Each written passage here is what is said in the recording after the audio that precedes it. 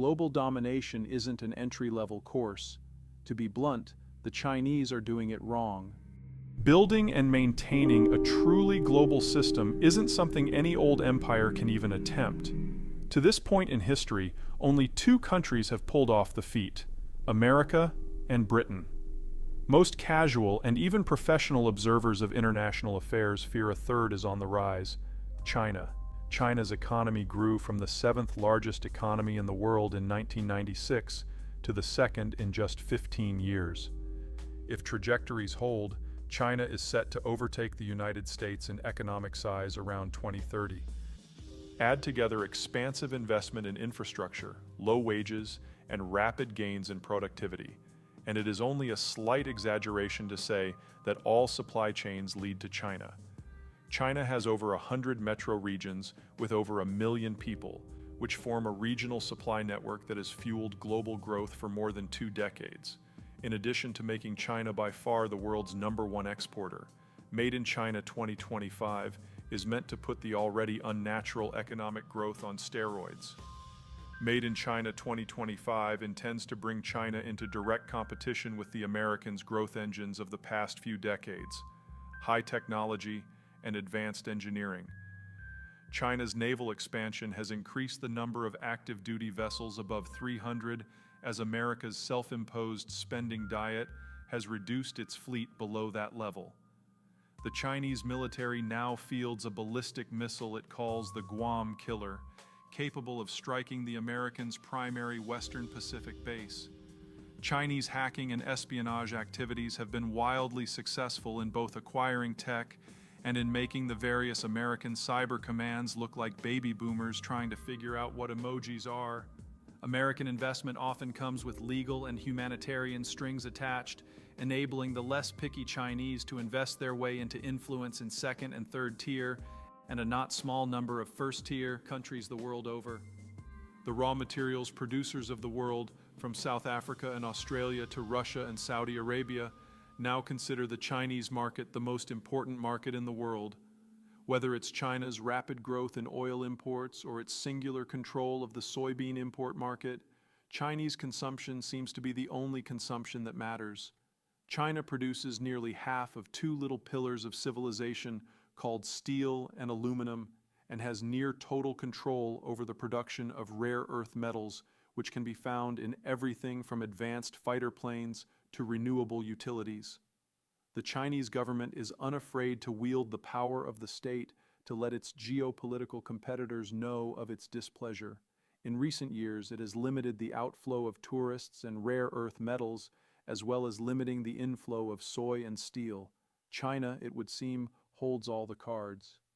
Such sentiment isn't simply wrong, but hilariously so.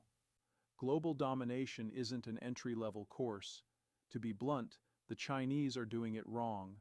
The American system of global management can be summed up as: entice everyone to be on your team.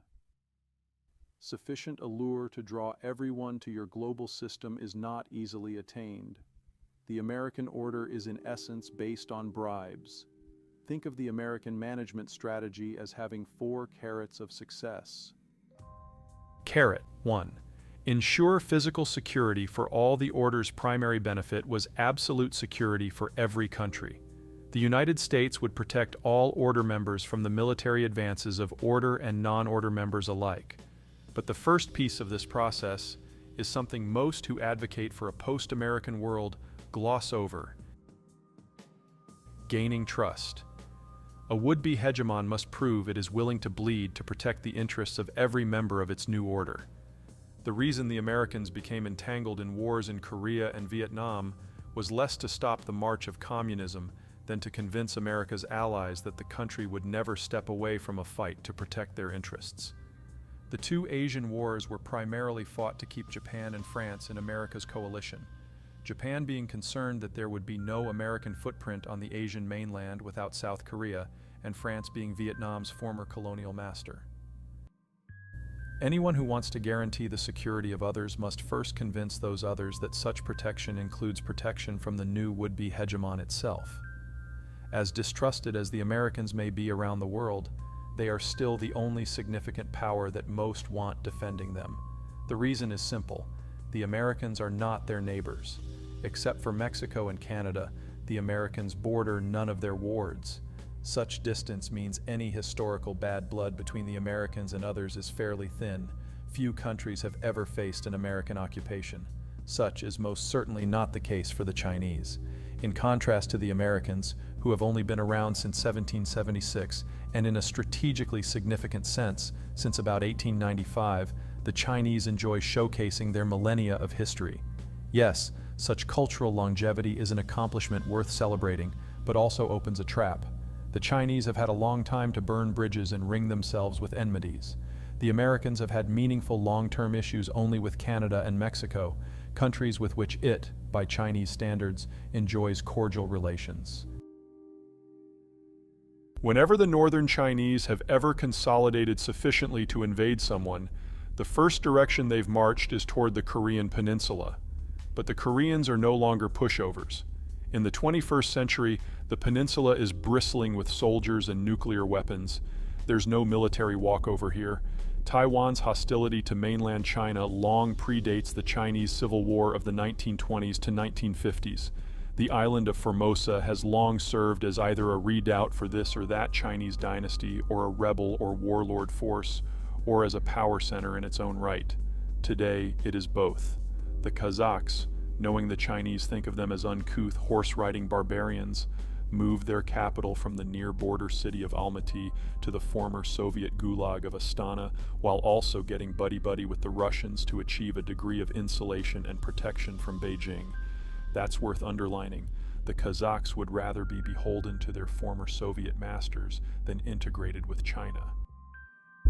Japan has been the traditional regional bugaboo of the Chinese for the past handful of centuries, and Japan's at times brutal raiding and/or occupation of much of the Chinese coast and northern interior regions leaves the Chinese itching for revenge. That's hardly the sort of thinking that earns one friends in Tokyo. India still smarts over territory lost to China under Mao, an experience that prompted New Delhi to develop its nuclear forces and point them at China. China's relationship with Russia is even more damning. The Russians' 18th and 19th century Asiatic expansions brought the sharp end of Russian power deep into China's business. Russian forces occupied what are now the modern Chinese provinces of Xinjiang, Inner Mongolia, Heilongjiang, Jilin, and Liaoning, the last serving as Beijing's access to the open ocean. The ill feelings are hardly ancient history. In the 1950s, Stalin helped instigate the Korean War on China's doorstep, knowing full well that if the Americans came, the Chinese would feel compelled to act. The Americans came, the Chinese intervened, and then Stalin charged his socialist brethren for the weapons the Chinese needed to fight it. Anywhere in the world on short notice to defend the order, and they could and would guarantee absolute protection of all Allies' merchant shipping. These promises required the Americans to patrol all seas at all times. Anyone wanting to displace the Americans as the hegemon of a globalized world would have to do the same. No one can. The core problem is capability. America's global position throughout the order is a direct outgrowth of the country's naval dominance at the end of World War II.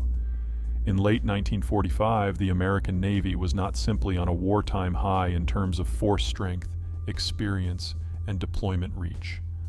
The world's other navies were pretty much gone. The next largest non-American carriers aren't even really operational. Russia's Kuznetsov appears to like catching on fire. The UK's Queen Elizabeth hasn't yet exited sea trials. India's Vikramaditya is a floating mass of technical problems, and the engines on France's Charles de Gaulle aren't powerful enough to bring it up to aircraft launching speed, except under near-perfect conditions. In fact, the next 9 largest fully operational carriers are also all operated by the US Navy. Much is made of China's Liaoning. It shouldn't be. On paper, the Liaoning has perhaps 1/7 the combat capacity of a Nimitz. And the Chinese didn't build it. The Soviets did. In the 1980s. Sort of. This first-of-type vessel was never completed. After the Soviet breakup, the Ukrainians stripped it for parts. The ship then languished, rusting at dock for a decade until the Chinese purchased it. Today it is used purely as a training platform. China's naval engineering is improving. The 001A, China's domestically manufactured clone of the Liaoning, is undergoing sea trials at the time of this writing, but there are still decades of work to go before China can float something that can compete with a Nimitz. Carrier engineering isn't rocket science. It's a lot harder.